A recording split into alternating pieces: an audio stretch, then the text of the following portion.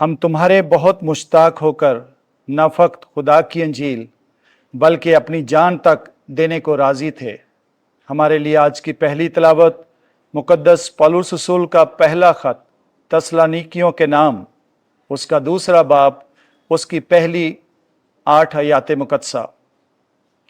اے بھائیو، تم تو آپ جانتے ہو کہ ہمارا دخل تم میں بے فائدہ نہ ہوا، بلکہ جب ہم نے پہلے فلپی میں بڑا دکھ اور رسوائی اٹھائی، جیسا تم جانتے ہو، تو اپنے خدا میں ہمیں یہ دلیری حاصل ہوئی کہ خدا کی انجیل پوری جانفشانی سے تم میں سنائیں، کیونکہ ہمارا واعظ گمراہی اور ناپاکی اور دغا بازی سے نہ تھا، بلکہ جیسا خدا نے ہم کو قبول کر کے انجیل کا امانت دار کیا، ویسا ہی ہم بیان کرتے ہیں، اور آدمیوں کو خوش کرنے کے لیے نہیں بلکہ خدا کو جو ہمارے دل آزماتا ہے، کیونکہ ہم ہرگز خوشامد کی بات نہیں کرتے تھے جیسے کہ تم جانتے ہو، اور نہ لالچ کا بہانہ کرتے تھے۔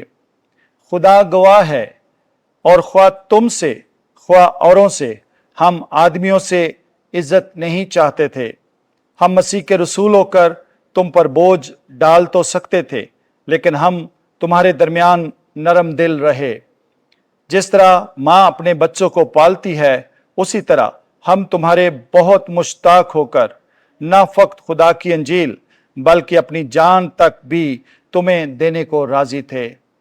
پاک کلام کے پڑھے اور سنے جانے پر خدا کی برکت ہو۔ زبور 139 جماعتی جواب۔ اے خداوند، تو مجھے جانچتا ہے اور تو مجھے جانتا ہے۔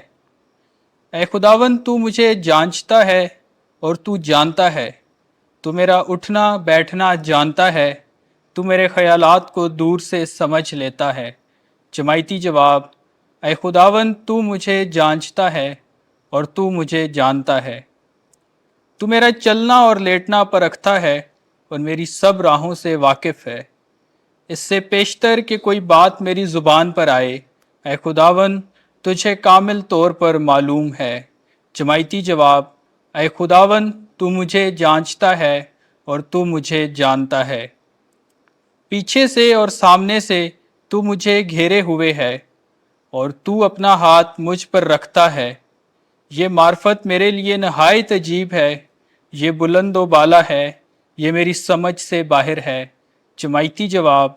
اے خداوند، تو مجھے جانچتا ہے اور تو مجھے جانتا ہے۔ خداوند آپ کے ساتھ ہو۔ انجیل مقدس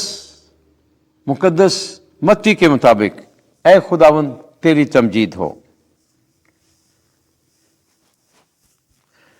23واں باب 23ویں آیت سے 26ویں آیت تک۔ واجب تھا کہ تم شریعت کی یہ باتیں بھی کرتے اور وہ بھی نہ چھوڑتے۔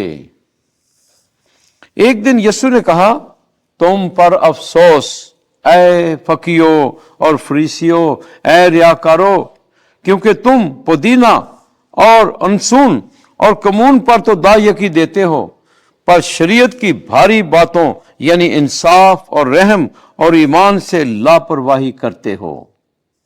واجب تھا کہ یہ بھی کرتے اور وہ بھی نہ چھوڑتے۔ اے نابینا رہنماؤ جو مچھر چھانتے ہو اور اونٹ کو نگل جاتے ہو، تم پر افسوس اے فقیو اور فریسیو، اے ریاکارو، کیونکہ تم پیالے اور رکابی کو باہر سے تو صاف کرتے ہو، مگر اندر لوٹ اور بد پرہیزی بھری ہے۔ اے نابینا فریسی، پہلے پیالے اور رکابی کو اندر سے صاف کر، تاکہ باہر سے بھی صاف ہو جائیں۔ انجیل مقدس کے وسیلے سے ہمارے گناہ معاف کیے جائیں۔ اے مسیح، تیری ستائش ہو۔